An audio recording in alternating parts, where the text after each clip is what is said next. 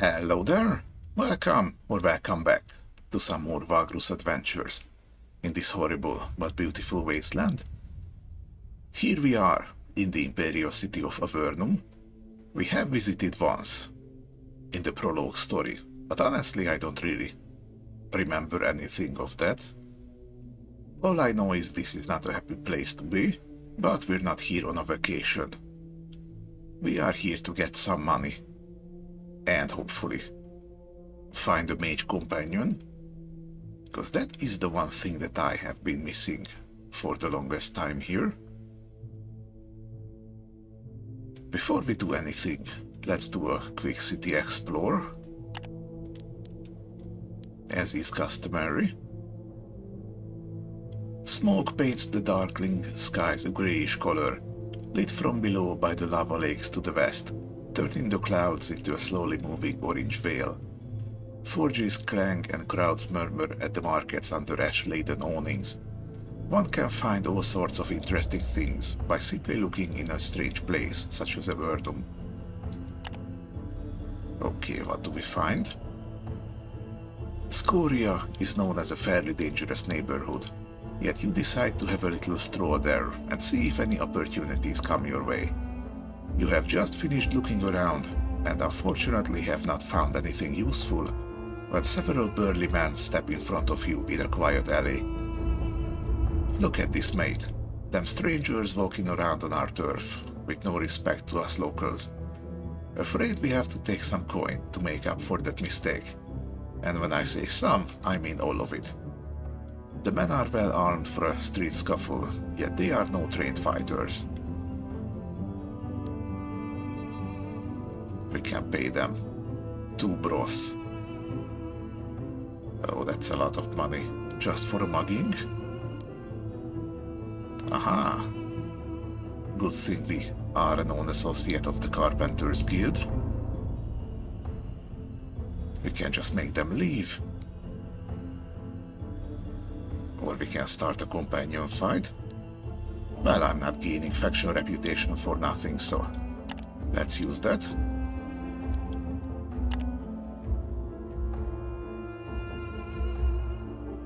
Okay, nothing gained, but nothing lost either.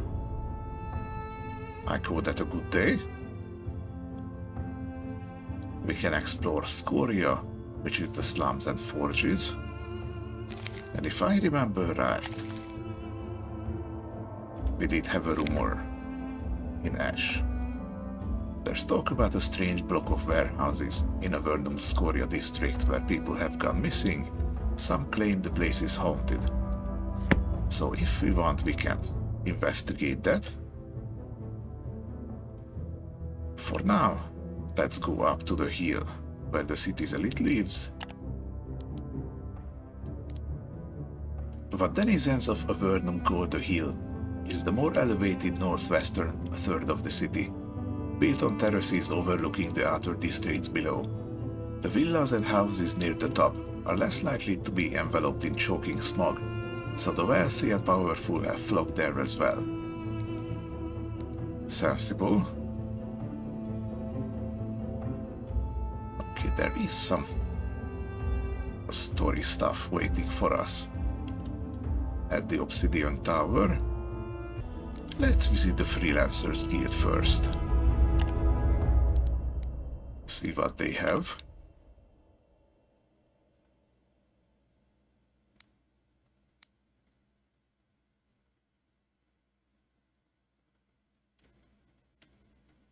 Okay, last time we hired the Wasteland Ranger, and that did help us quite a bit.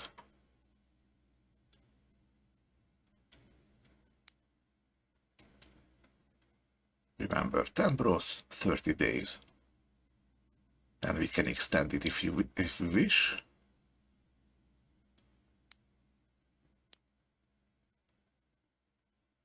Okay, so we did have a Colorish Ranger who was our supercargo.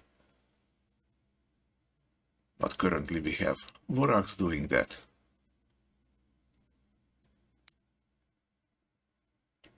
We could hire a Manometeris. just to have another fighter for 30 days.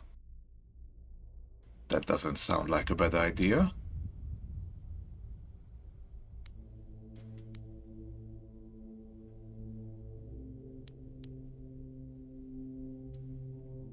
Oh, and we can just hire an Evocator Mortis. It's a necromancer who can be our spell weaver.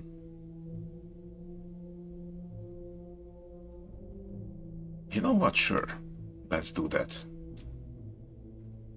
That is one mage that we can have, temporary as it is.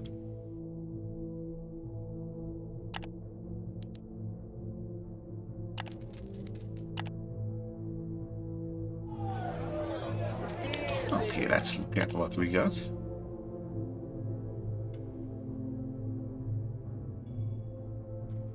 Yeah, you're a spell weaver, conduit, strong-minded magic sense, arcane lore and life leech.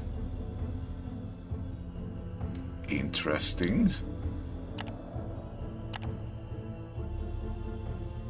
Pretty low accuracy, but otherwise rather decent skills for a necromancer. Speaking of, you can raise the dead. Once per round.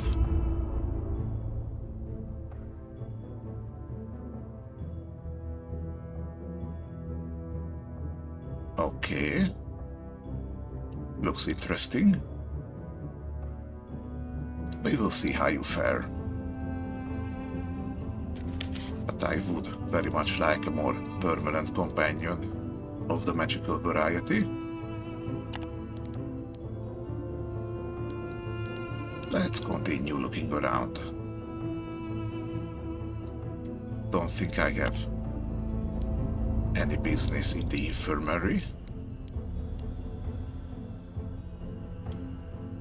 You're selling healing tools, which I already have. Okay.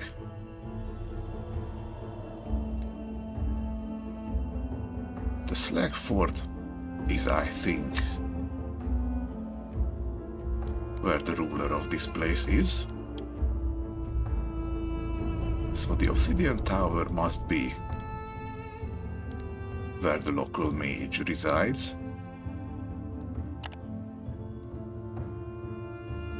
Let's see. The tower stands at the border of the hill, overlooking the streets and alleys filled with foundries and forges on the northeast side of Avernum. Half engulfed in smog, the tower stands much taller than any building nearby. The soot-covered walls made of black stone are so smooth that they look almost seamless. A line of gigantic fang-like spikes crowns the flat top of the tower. Allow me to invite you into my tower, traveler. The voice forms in your mind, but it is clear and non-threatening. It goes on after a moment. I am the sorcerer called Incanus, and I can be of great service to inquisitive souls such as yourself. You walk up to the iron gate, where a large eye carved out of obsidian comes alive, and gives you a good stare before emitting a strange moan and becoming motionless again. The gates open slowly to reveal a spacious antechamber that you enter. The roof is supported by black, smooth stone pillars. Magical lights float sleepily around like fireflies. There are sofas and chairs here, enough to seat a dozen guests in great comfort. Somehow the place feels odd. It is many times larger on the inside than it should be, judging from the outside. Well, this is a sorcerer tower. What did you expect? The imposing figure of Incanus stands motionless in the center of the antechamber and greets you in a monotone voice. You cannot figure out if he is bored or simply lacks emotions in general, but he is courteous and very perceptive. You can only feel his piercing gaze from under the large hood of his crimson robes. A pleasure to meet you in the flesh, he draws.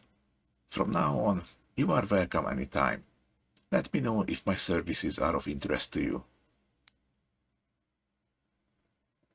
I do not remember what sort of services you provide. Care to elaborate, please? The tower's cool black innards welcome you silently, and the sorcerer awaits your requests. Ask about himself. Oh, and because we hired that guy, we now have the arcane lore. So we can ask him about magic. Ask him if he knows any mages you could recruit into our crew. Okay, now we're talking. Buy sorcerer's items.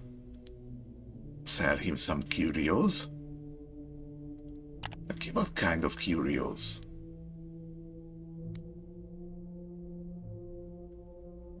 Okay, Dwarven compass. I kinda need it right now. Small energy crystal. Not really using it. But still, I would rather hold on to it. Large energy crystal. Amulet of protection. Bloodstone. Varukai gauntlets. Don't think I have ever seen these.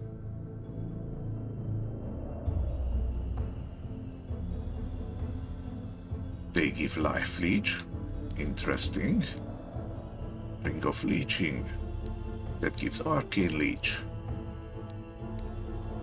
So many trinkets and stuff that I have never seen before. Amazing. Dragonstone of teleportation. Of clairvoyance. Icareon circlet. Wow, gives a whole bunch of buffs. For someone magical, okay. He buys ancient tablets. At quite the low price. Arcane texts. Oh, he buys Dwarven gadgets. I do believe this is why I bought this one. Spectral dust. Potion of quenching. Well, I don't think I'm going to log. Sure, potion of quenching. All the way from Salum to Avernum. Just so you can buy it. And I don't know where else to get it. Here, take this.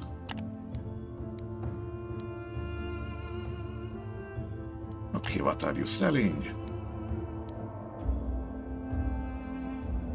Scrying orb. Extra scouting chance. The chemical tools. I do have one. Amulet of concentration.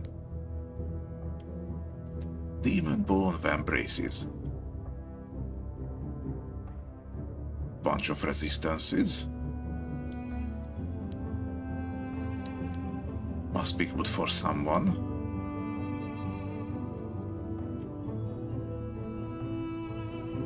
Rune that protects from fear.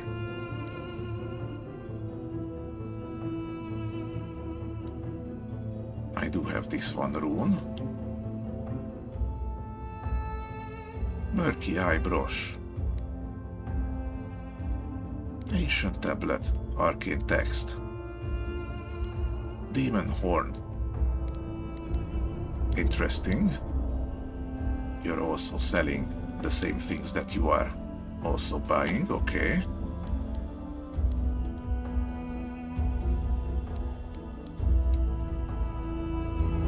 Let's ask about him. Ask him about some magic. Ooh, got some codex entries. That is a question that we could discuss for days or weeks on end, the mage says coldly. Then he indicates a stone bench at one of the black walls. But sit, please, and allow me to elucidate some of the basics. You and Incanus make yourselves comfortable, and he begins to outline the basic division of magic in the realms. The most important distinction is between arcane magic and divine magic. While the latter is granted by the gods in some form of a miracle, blessing, or curse, the former is a tool used by mages and sorcerers of various origins.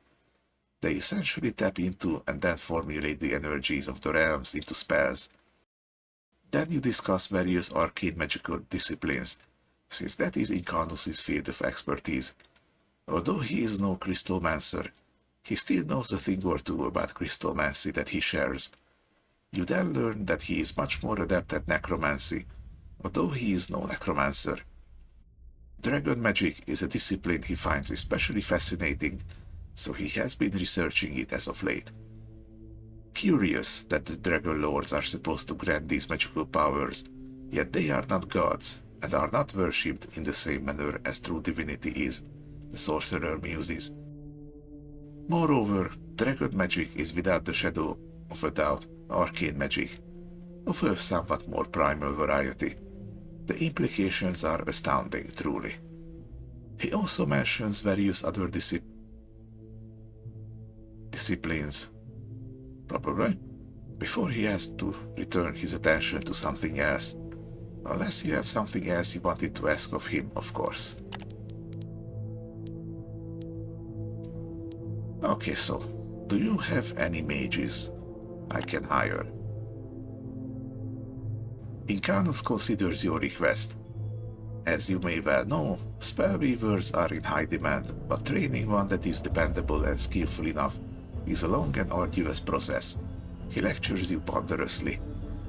That is why I would not recommend anyone except whose education I was part of. You ask him if he knows anyone like that available. He nods.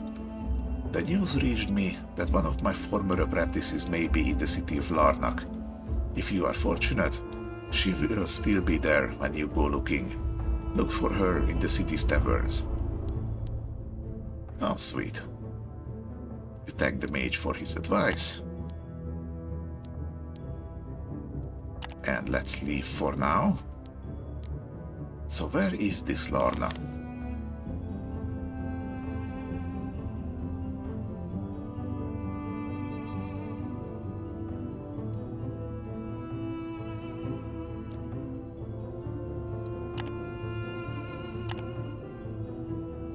Ah, here it is.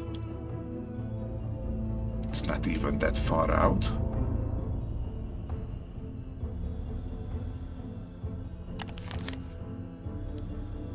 Okay. Paying a visit there should be doable. Let's see, into the Slagfort. The mighty Slagfort is the headquarters of the city guard, the Avernus Legion, and the Prefectus himself.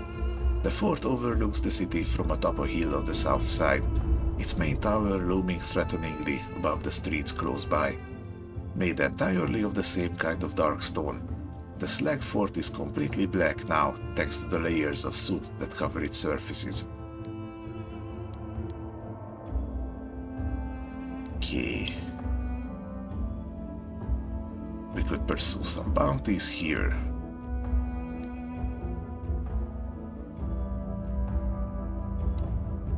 Oh, we can inquire for an outpost here as well. Interesting. Let's see what kind of place they can give. Oh, no. It is the same. Okay, so I guess the game just give me this one slot mine. And I either get it or I don't.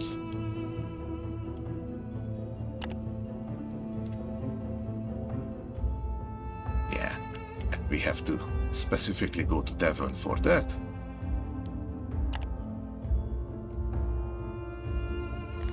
And if I remember right, I do have the license. I wish this objective would update already.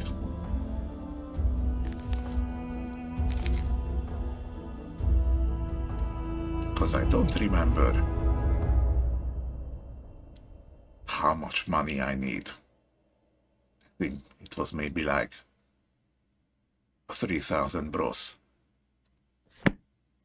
plus a tier 5 reputation with one of the bigger factions. So that is still quite a ways away. Okay, let's see, what's in Scoria here? Ash falls from the skies, collecting quietly on rooftops, while the forges and foundries of Scoria belch forth their black smoke. Malevolent eyes from soot-covered faces follow your moves. We got a Dwarven Smithy over here. Can add scrap metal, which we do not currently have. There's an arena. Visit Lavinus's watering hole, the Carpenters Guild's headquarters. Oh, so that's here. I didn't even know that. Alright, let's check the smithy first. We got not one, but two dwarves. The Anvil of Tadraz occupies a large cluster of sturdy, soot-covered stone buildings just off the main thoroughfare across Scoria. The dwarves running it did not bother with crafting a sign, but rather hung an old worn anvil from chains above the main entrance. I think that's quite hazardous, but I'm not gonna tell you how to run a business. Walking in, you come into a yard cluttered with the refuse of smithing and forging. The workshop itself opens onto this walled space, and you can see that it has all the tools of the trade. Several anvils, large buckets of water, 2 furnaces, whetstones, racks, pots, as well as an army of hammers, prongs and chisels. 2 dwarves walk out to greet you and introduce themselves as Sons of Tadraz. The master smith himself greets you with a wave of his powerful hand, but does not look up from his work at the largest anvil. You learn that Doghar, the eldest son, runs the business, while his father and 4 brothers are responsible for the craft. You can place orders with us, Vagrus, Doghar says in his gruff voice. We forge your weapons and armor, whatever you need, but be ready to pay the price. These things don't come cheap. Okay, so you work on commission.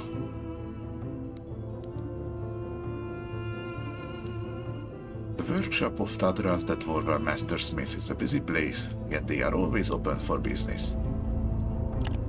That's very good for me.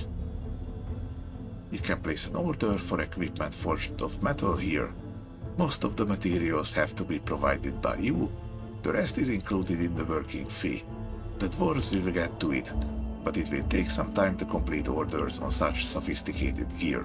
You can only have a single order at any given time. Okay, so I'm gonna have to hunt for some metals. Bronze armament, iron armament, steel armament. Wow, it takes 40 days. Better be worth it.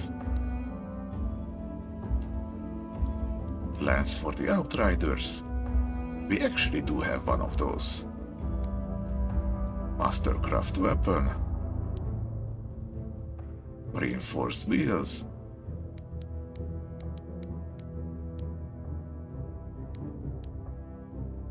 I think I'm running with bronze armaments currently. Maybe one day I could upgrade to iron, but not right now. Okay, can I talk to the master? I'm busy, but let's hear it. The dwarf grumbles.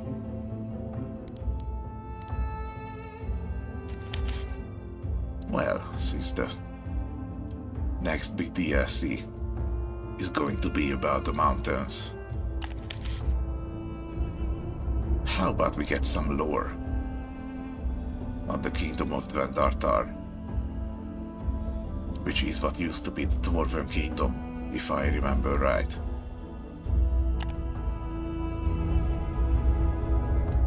Todras shakes his head in dismay. What can you say, except for what every other fucker says? It's a crying fucking shame that Dvendartar is gone, buried under the mountains and the molten tongue just beyond forlorn Tarar Barak.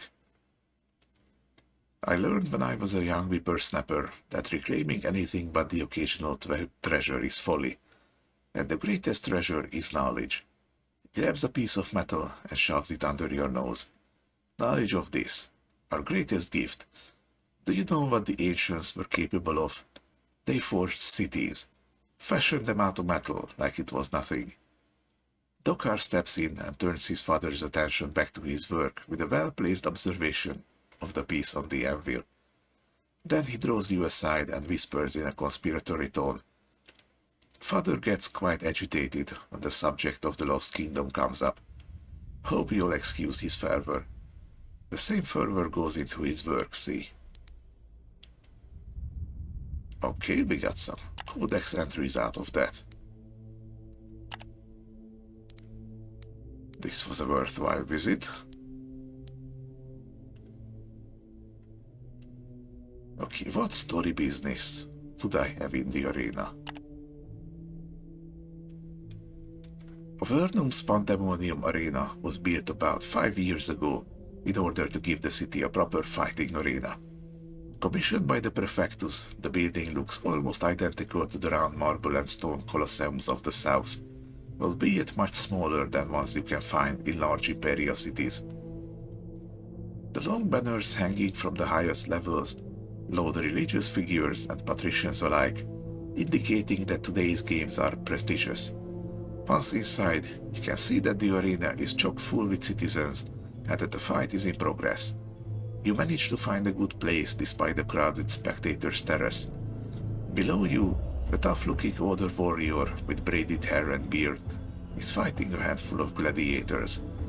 You learned from a fellow member of the audience that the man was sentenced to die in the arena months ago for a long list of crimes, but he just does not die, having survived the bouts he is forced into every week, which has elevated him to be a sort of local hero. This would explain the prominent turnout for what seems like an otherwise simple event. You keep watching as the warrior dispatches 2 more of his would-be executioners, with shocking ferocity, using unusual arms consisting of a foreign-looking shield and battle axe. Even the Prefectus is invested. The man you have been talking to lets on and nods towards the elevated grandstand right next to you.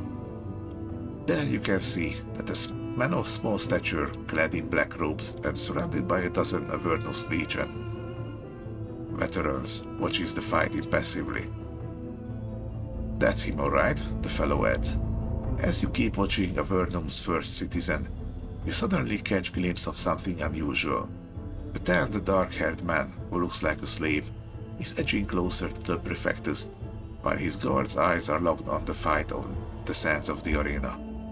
Could it be an assassin? You can now see that he is holding a dagger and sweating profusely. He is soon in striking distance from the Prefectus. Alright, we can try to warn him, or not get involved.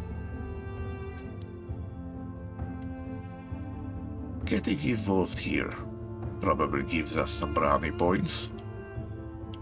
How about we try doing that?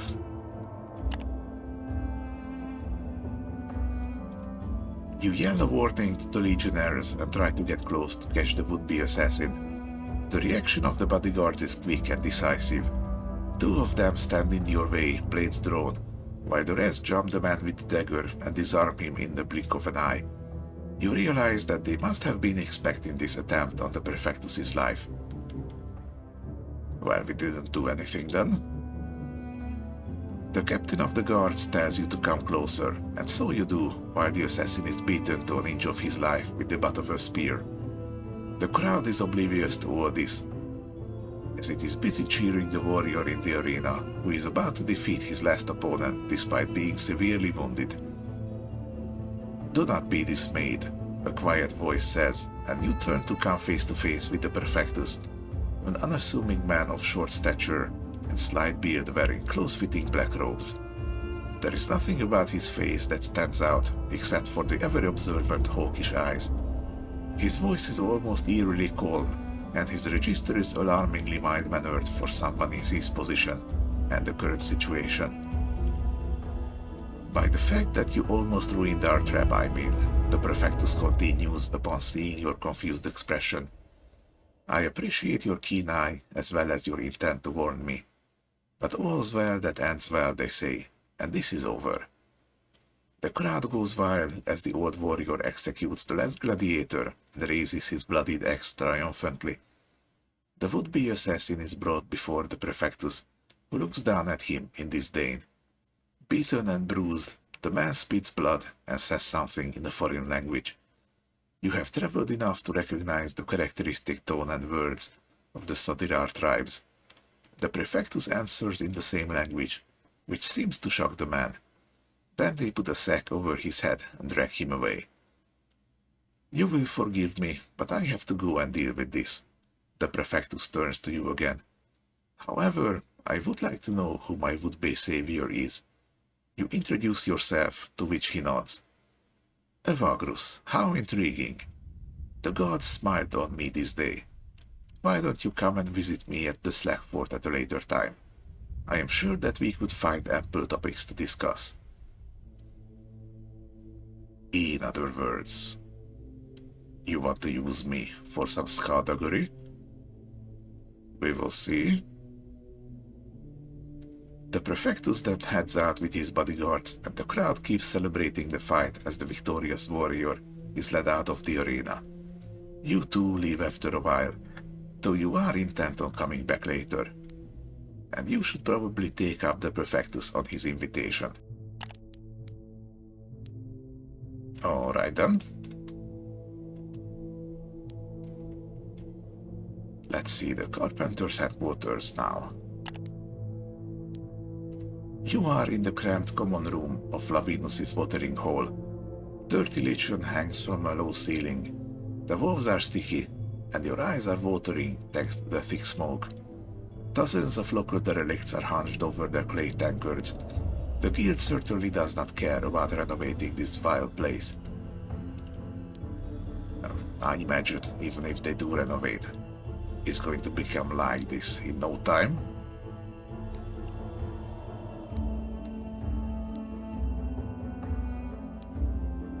And we do have the reputation. Let's see what we can sell them. The guild may take certain wares of illicit nature off you.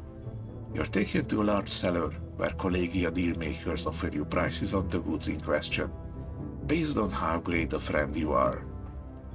Okay.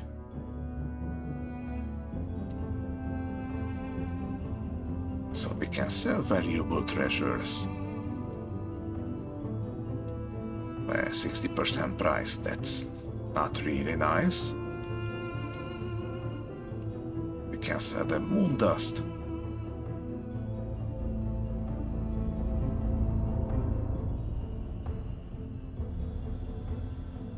Okay. Since this is technically a miscellaneous item, even though the description says that it's outlawed in most places, they're not going to actually look for it here. So I might just hold on to this until I get a little more reputation. See how much I can sell it then. Yeah, let's do that for now. Now, what official business can I do here?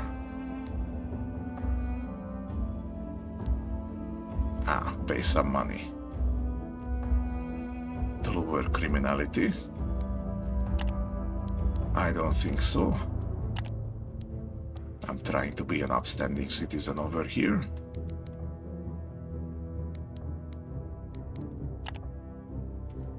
Okay, that was Scoria then. Let's trade some news. Quickly take a rest.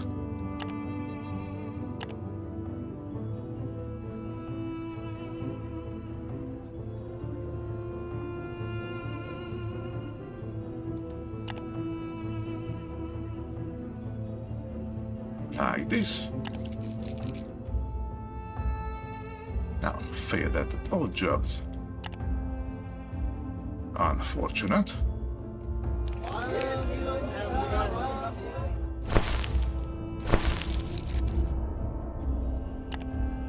Do you have any cool equipment for me?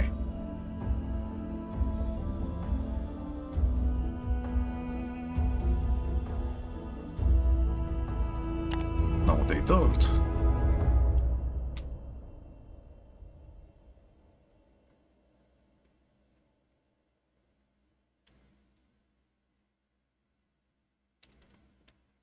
Quite the variety of stuff I can get from the factions.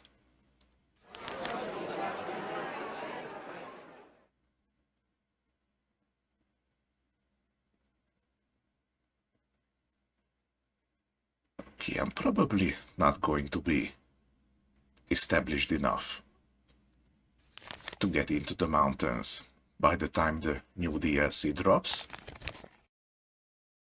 But I should probably expand my comitatus a little bit fairly soon.